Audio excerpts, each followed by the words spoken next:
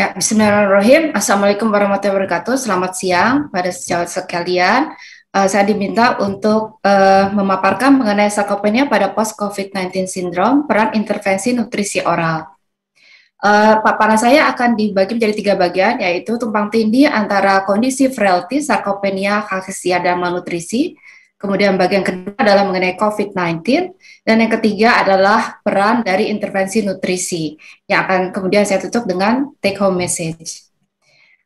Ini saya ingin menggambarkan bagaimana kondisi frailty di Indonesia. Berdasarkan penelitian multicenter study oleh Siti Stati dan kawan-kawan pada tahun 2013-2014, itu didapatkan dengan akumulasi sistem skor akumulasi indeks, frailty index populatum, sekitar 25% pasien rawat jalan itu dalam kondisi yang frail. Dan yang prarenta atau pre-frail itu sekitar 61%. Sedangkan jika kita melihat secara fenotip, itu terdapat 14% yang mengalami frail, dan yang pre-frail itu 54%. 5 tahun kemudian, sekitar 5 tahun kemudian, ternyata ketika kita melakukan penelitian di rawat jalan, itu proporsinya meningkat secara fenotip dari 14% jadi 29%. Dan yang sama ditemukan juga oleh Dr. Rensa dan kawan-kawan di komunitas, di mana dengan juga fenotip itu sekitar 24% di komunitas. Sedangkan untuk di nursing home atau panti rawat beda itu pada tahun 2014 saja sudah sekitar 52,2%. Jadi angkanya cukup tinggi, baik yang frail maupun yang prarenta. Sedangkan untuk sarkopenia sendiri sebagai manifestasi utama dari physical frailty atau kerentaan fisik, berdasarkan penelitian di rawat jalan tahun 2018 pada 120 pasien geriatri, yang benar-benar tidak sarkopenia itu sekitar 14%. Dan yang possible, termasuk kategori possible sarkopenia 80%, namun yang benar-benar terbukti menderita sarkopenia, bahkan sarkopenia berat itu totalnya sekitar 19%, yaitu sekitar 23 subjek dari 120 subjek. Dan didapatkan pula sekitar 6% itu mengalami sarcopenic obesity. Nah, bagaimana dengan malnutrisi? Berdasarkan penelitian yang mungkin sudah cukup lama, berdasarkan multicenter study yang juga dilakukan oleh Prof. Siti Stati dan kawan-kawan, itu didapatkan meskipun malnutrisi 2,14%, tetapi yang berisiko untuk mengalami malnutrisi adalah lebih dari 50%, yaitu 56,70%. Nah, kita akan berbicara mengenai sarkopenia itu sendiri. Sarkopenia adalah terkait dengan usia, penurunan massa dan fungsi otot terkait usia. Fungsi otot di sini termasuk penurunan dari kekuatan dan juga atau dari performance fisiknya. Secara umum dikategorikan sebagai sarkopenia primer dan sarkopenia sekunder. Sarkopenia primer itu terkait dengan usia, sedangkan sarkopenia sekunder terkait oleh aktivitas, penyakit, dan nutrisi. Berdasarkan konsensus atau guideline terbaru dari Asian Working Group on Sarcopenia, bagaimana kita melakukan diagnosis sarkopenia? Dimulai dengan case finding pada pasien-pasien yang mengalami penurunan status fungsional, penurunan berat badan yang tidak diinginkan, depresi, gangguan fungsi kognitif, riwayat jatuh berulang, dan malnutrisi, serta kondisi-kondisi kronis seperti gagal jantung, penyakit ginjal kronis, DM, dan juga PPOK. Atau jika tidak memiliki kondisi tersebut, bisa juga kita menggunakan pemeriksaan lingkar betis atau SARC-F atau SARC-CAF questionnaire yang juga bisa digunakan untuk case finding. Dan untuk mengkonfirmasi sarkopenia atau tidak, tentu kita harus memeriksakan kekuatan ototnya, kemudian performa fisiknya, antara lain dengan uji berjalan 6 meter, yang pada standar AWGS 2019 ini, cut off-nya sudah kurang dari 1 meter per detik dianggap sebagai rendah, sedangkan dulu kurang dari 0,8 meter per detik. Dan untuk mengkonfirmasi diagnosis apakah benar penurunan fungsi dari otot itu adalah akibat sarkopenia, maka perlu dilakukan pemeriksaan massa otot baik dengan DXA atau bisa juga digunakan BIA.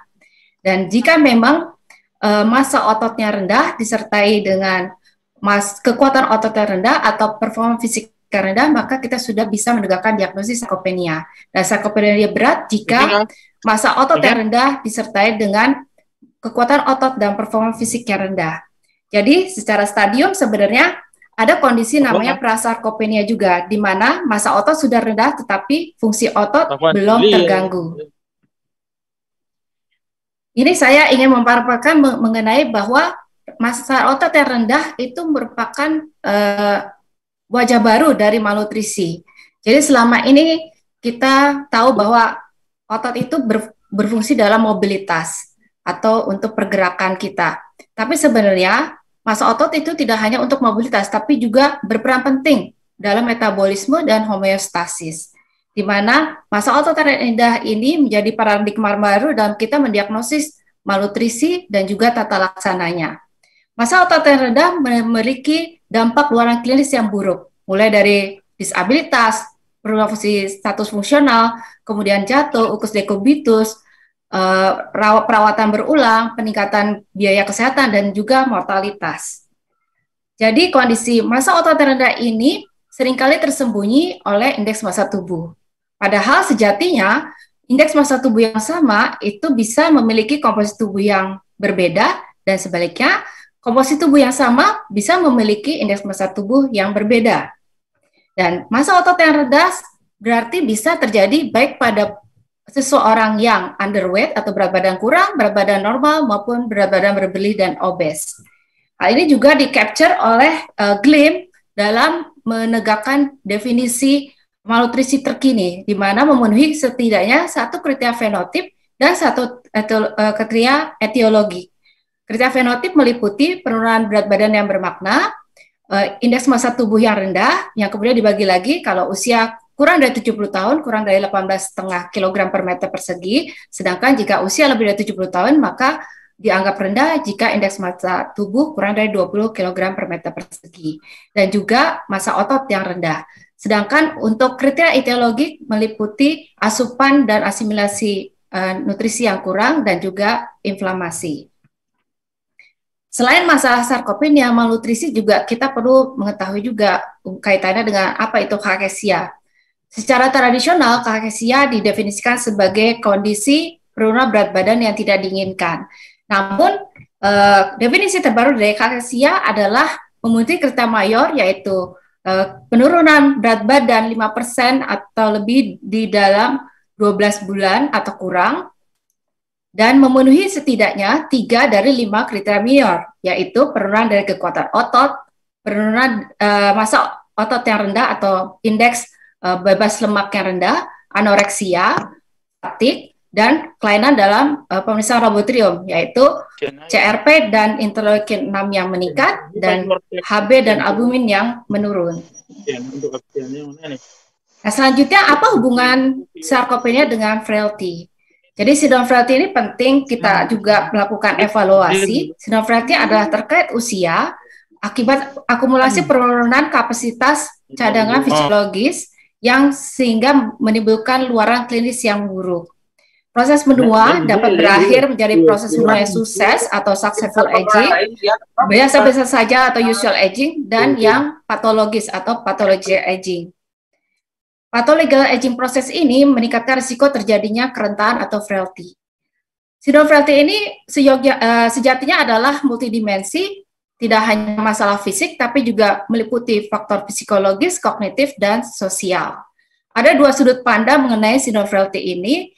Yang satu adalah akumulasi defisit atau komorbiditas atau disabilitas, di mana semakin banyak komorbiditas dan disabilitas pada seseorang, maka semakin rentan seseorang tersebut. Sedangkan sudut pandang yang kedua adalah memandangnya sindrom frailty sebagai sindrom klinis atau fenotip yang ditandai dengan kelelahan, kelemahan, perlambatan, penurunan berat badan, dan penurunan aktivitas fisik. Di dalam sindrom klinis atau fenotip ini dibedakan antara frailty, komorbiditas, dan disabilitas walaupun terdapat tumpang tindih di antara keduanya. Frailty ini tidak hanya semata-mata disebabkan oleh proses menua, tapi faktor genetik, penyakit, dan gaya hidup, yaitu asupan nutrisi dan latihan jasmani, turut berkontribusi terhadap terjadinya sindrom frailty ini. Dan berdasarkan 2 sudut pandang ini, maka seorang lansia akan dibagi menjadi 3 kategori, yaitu lansia yang normal atau fit atau robust, kemudian lansia yang pre-frail atau prarenta, dan lansia yang frail. Dengan spektrum yang dinamis dan berpotensi reversible karena proses frailty ini tidak semata-mata karena proses menua, kita bisa memodifikasi kondisi penyakit dan gaya hidup. Nah, sarkopenia ini dianggap sebagai manifestasi utama dari kerentanan fisik, physical frailty. di mana baik akibat proses menua, penyakit, dan nutrisi yang kurang bermanifestasi terhadap fenotip dari frailty yang kemudian akibatnya timbullah disabilitas dan ketergantungan pada orang lain. Kita akan masuk kepada hubungannya dengan COVID yang akan saya awali dengan prevalensi COVID. Ini data saya ambil pada akhir Maret 2021, di mana terdapat sekitar 1,5 juta pasien yang terkonfirmasi. Dari pasien yang positif, itu sekitar 10,9% adalah lansia, yaitu berusia 60 tahun atau lebih. Dan dari yang sembuh, itu sekitar 9,7% adalah lansia. Tapi begitu kita melihat data mengenai pasien terinfeksi COVID yang meninggal, ternyata hampir 50% berusia lanjut, sekitar 48,1%. Syukurlah saat ini sudah diinisiasi vaksinasi baik pada tenaga kesehatan dan juga lansia, dan mudah-mudahan target cakupan untuk lansia ini bisa tercapai. Mengenai profil klinis lansia yang dirawat karena COVID berdasarkan penelitian oleh Azwar dan Prof. Siti Setiati sampai dengan akhir Agustus 2020, komorbid pada pasien meliputi DM, hipertensi, kemudian penyakit ginjal kronis, keganasan, dan juga tuberkulosis. Hal yang sama juga kita lihat pada penelitian yang lain. Pada penelitian Azwar dan Prof. Siti Setiati ini, kita dapatkan penemuan tidak terduga bahwa yang memiliki multimorbidity ternyata hanya 14%. Kita tidak tahu apakah memang mungkin yang terinfeksi memang tidak banyak yang masih bisa keluar rumah sehingga mungkin multimorbiditasnya juga sedikit, tapi ini perlu dievaluasi lebih lanjut. Ini kita lihat perbandingannya dengan penelitian di luar oleh Wang dan kawan-kawan juga serupa, tapi dengan proporsi yang lebih tinggi khususnya untuk hipertensi 40%, sedangkan pada di RSCM itu sekitar 14%. Sedangkan untuk gejalanya sendiri ada demam, kemudian batuk, sesak, gangguan penelan, dan juga malaise sebagai gejala yang tersering pada lansia yang menderita COVID. Ini serupa juga untuk penelitian di luar, seperti misalkan oleh Wang dan kawan-kawan ini. Namun kita bisa lihat bahwa untuk demam itu proporsinya jauh lebih tinggi, 92%, sedangkan yang di RSCM ini sekitar 59%. Selain masalah keluhan saluran pernafasan dan saluran kerongkongan, itu juga disertai dengan gejala GI tract, mual, muntah, diare, dan juga nyeri perut. Hal yang sama juga didapatkan dari penelitian di luar. Nah, bagaimana kaitannya COVID dengan sarkopenia? Secara umum, penyakit itu akan memengaruhi kebutuhan zat gizi seseorang. Penyakit juga memengaruhi kemampuan untuk mengkonsumsi jumlah zat gizi yang secara adekuat, memengaruhi kemampuan untuk memetabolisme zat gizi tertentu, dan memengaruhi kemampuan untuk melakukan aktivitas sehari-hari. COVID-19 dengan gejalanya sesak, demam, fatigue, mialgia, dan sebagainya tentu akan berkontribusi terhadap terjadinya aktivitas yang menurun pada pasien. Sedangkan gejala anosmia, anoreksia, gangguan menelan, kemudian mual, muntah, tentu akan menurunkan asupan makanan.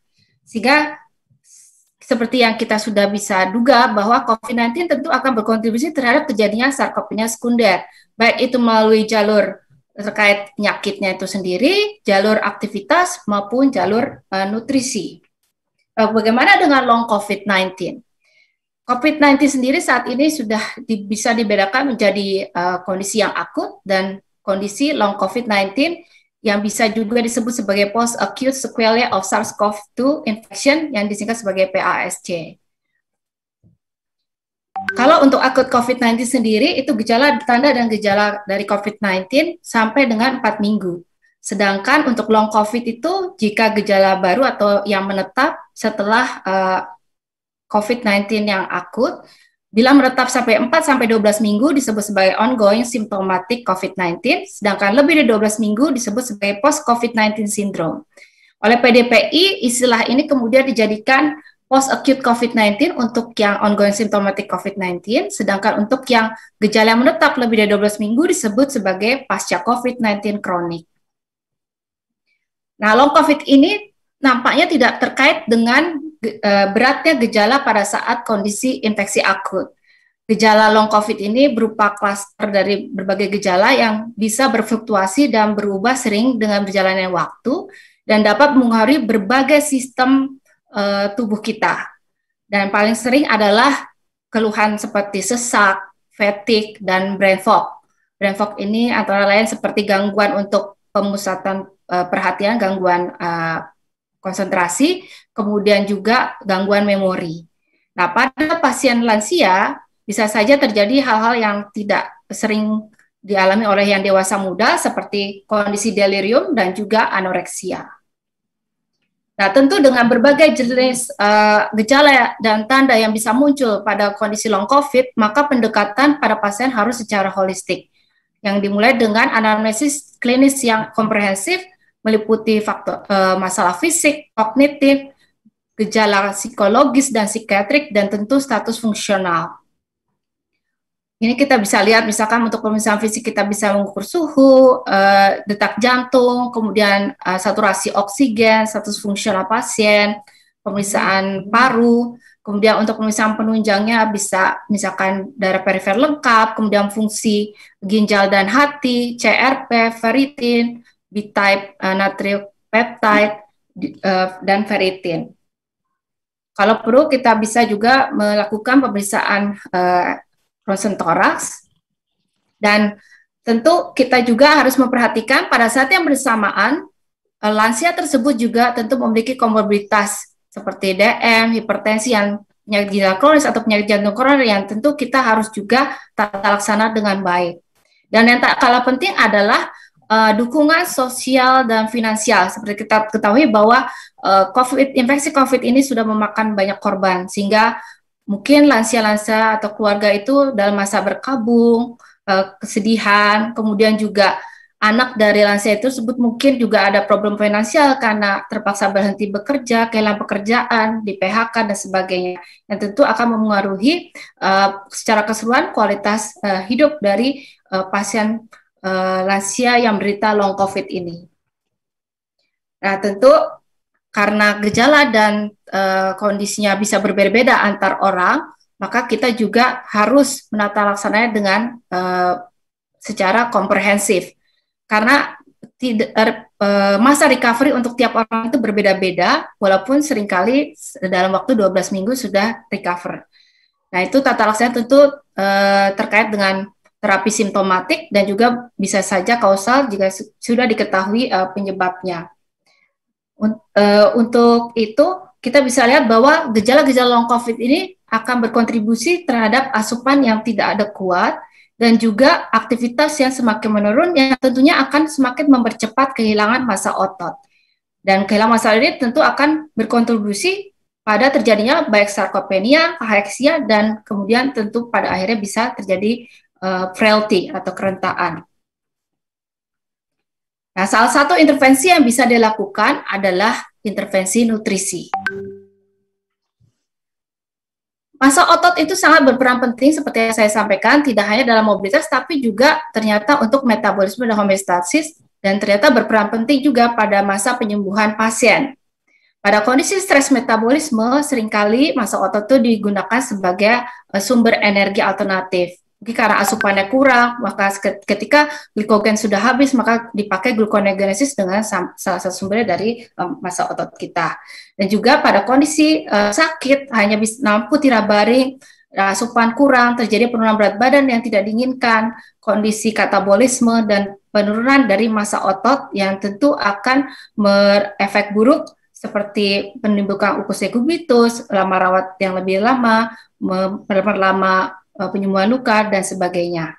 Sehingga intervensi nutrisi sangat penting untuk memperbaiki luaran klinis selama masa penyembuhan. Dan untuk mencegah agar tubuh kita tidak menggunakan massa otot untuk metabolisme pemenuhan nutrisi, maka kita harus melakukan intervensi sedini mungkin. Secara rule of thumb, kita bisa menghitung kebutuhan energi. Magic number-nya adalah 30 kilokalori per kilogram berat badan per hari, di mana sebenarnya dasarnya pada lansia yang sehat dan sakit itu sebenarnya resting energy expenditure sekitar 20 kilokalori per kilogram berat badan per hari. dalam aktivitas dalam range 1,2 sampai 1,8 itu, maka total energy expenditure sekitar 24 sampai 36 kilokalori per kilogram berat badan per hari. Tentunya dalam kondisi indeks massa tubuh yang kurang, target total energy expenditure menjadi lebih tinggi, yaitu sekitar 32 sampai 38. Dan untuk kebutuhan minimal pada lansia yang sakit itu sekitar 27 sampai 30 kilokalori, dan bisa semakin ditingkatkan hingga 35 kilokalori pada kondisi stres metabolisme yang berat seperti luka bakar atau ulcus decubitus. Tapi intinya kita harus memulai intervensi nutrisi ini secara start low, go slow, dan jangan mengesampingkan bahwa kita harus identifikasi risiko refeeding syndrome pada pasien dan melakukan tata laksana terhadap sindrom refeeding kalau memang pasien berisiko baik ringan, risiko rendah, tinggi, ataupun sangat tinggi. Dan kemudian juga kita harus memperhitungkan kebutuhan protein pada pasien. Pada lansia yang sehat saja itu direkomendasikan kebutuhan protein 1-1,2 gram per kilogram badan per hari. Bahkan Paddon-Jones dan Lehman merekomendasikan bahwa untuk tiap kali makan besarnya itu diharapkan dosis asupan protein yang cukup sekitar 25-30 gram, ini mungkin untuk kondisi di luar ya, agar kita bisa memaksimalkan sintesis protein otot dan mencegah sarkopenia.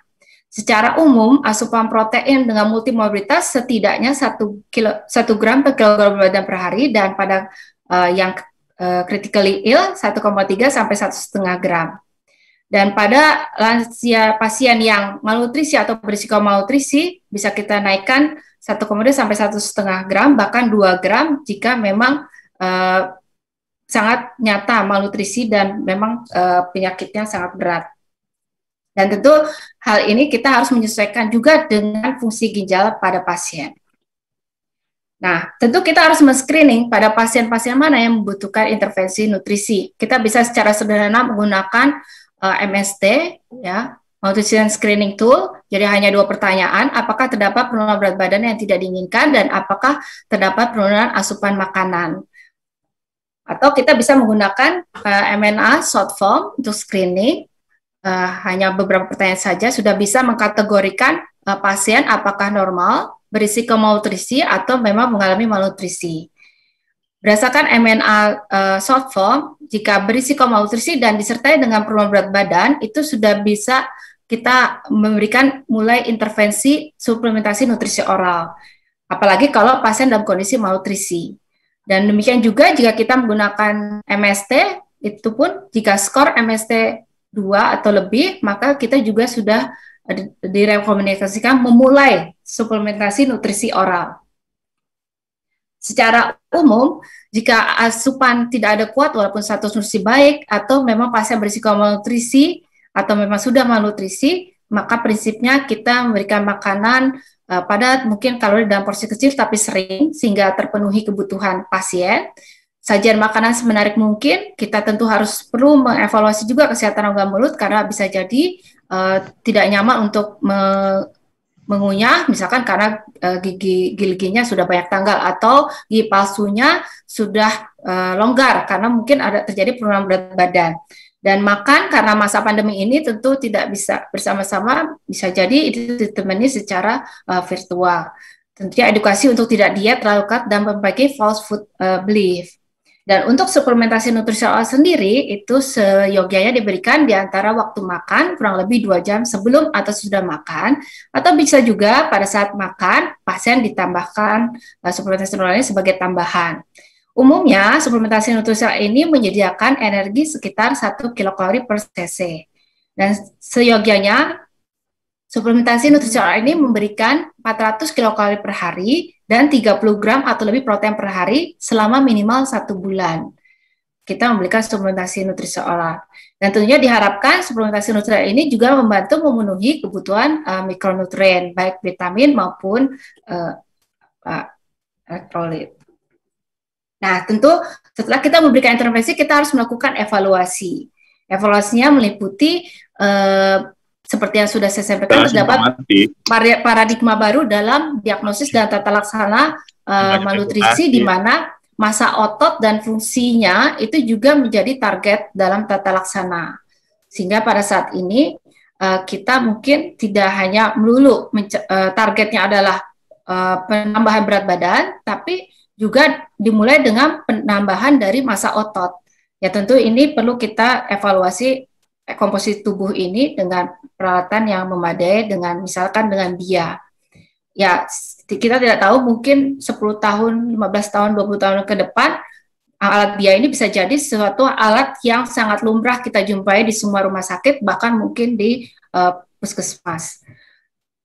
Dan tentu kita bisa mengevaluasi juga perbaikan dari skor MNA, perbaikan dari kondisi klinis, dan juga data biokimiawi. Tentu kita perlu monitor secara teratur fungsi-fungsi ginjal fungsi hati pada pasien. Dan pada saat yang bersamaan, tentu kita tidak bisa hanya melakukan intervensi nutrisi saja, karena juga perlu dilakukan latihan jasmani pada pasien sesuai dengan toleransi pasien. Jadi kalau memang pasien hanya bisa bedridden saja, tentu harus dibantu secara pasif oleh pelaku rawatnya, digerak-gerakan di semua lingkup gerak sendinya sehingga dapat membantu mempertahankan dan membentuk massa otot. Sebagai take home message, kondisi frailty sarcopenia calcium malnutrition sangat tumpang tindih, dan baik infeksi COVID-19 yang akut dan long COVID-19 berkontribusi terhadap berbagai kondisi timpang tindih tersebut. Seluruh pasien lansia harus di-screening pada saat kontak dengan tenaga kesehatan, termasuk pasien lansia dengan COVID-19. Kita menetapkan diagnosis nutrisi pada pasien, menyusun rencana terapi nutrisi yang tepat.